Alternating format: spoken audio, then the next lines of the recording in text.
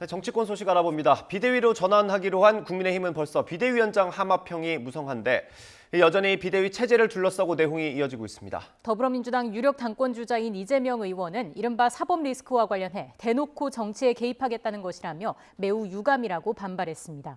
국회 취재기자 연결하겠습니다. 정현우 기자. 네, 국회입니다. 네, 먼저 국민의힘 비대위 체제 전환을 두고 진통이 이어지고 있죠.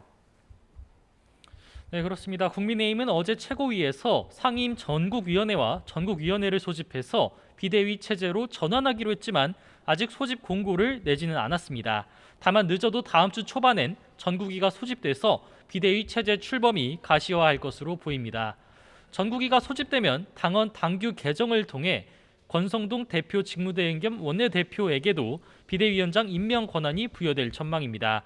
전국위 소집도 아직 안 됐지만 당내에선 벌써 비대위원장 하마평이 무성한데 5선의 주호영, 정우택, 3선의 김태호 의원 등 당내 인사들이 거론되고 있습니다.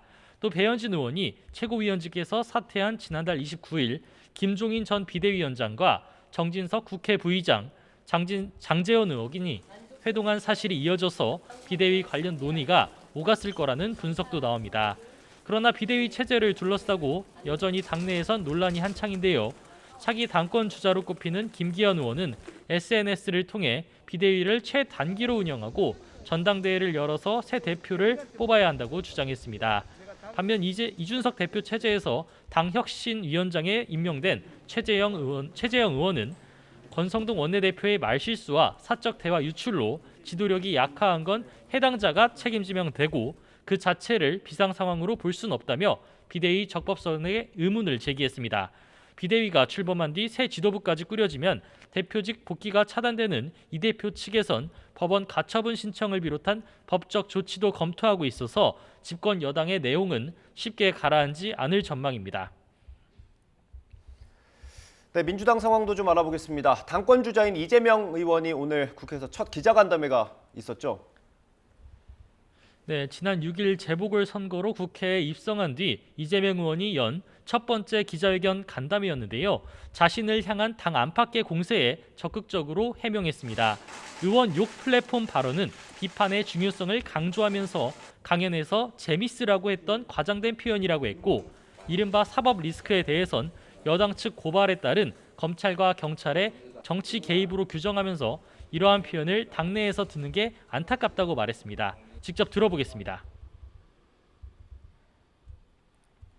국민의힘의 고발에 따라서 수사를 하는 것을 사법 리스크라고 표현하는 것 자체는 매우 유감스럽습니다.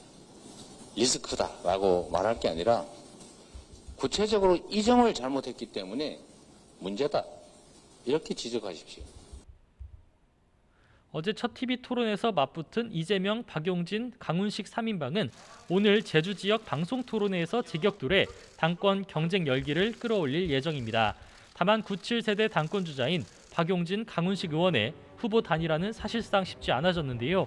오늘 오전 9시부터 강원과 대구 경북 권리당원 온라인 투표가 시작돼서 단일화 효과가 반감하게 됐고 단일화 방식 합의에도 어려움이 있기 때문입니다. 이런 가운데 민주당은 김건희 여사의 코바나 콘텐츠 후원업체가 대통령실 관저공사를 맡았다는 의혹을 두고 공세를 이어갔습니다. 우상호 비상대책위원장은 김 여사가 다른 업체 선정에도 관여했고 건진법사가 대통령 부부와의 친분으로 세금조사 무마까지 청탁했다는 의혹이 있다며 대통령실의 공적 시스템이 붕괴했다고 비판했습니다.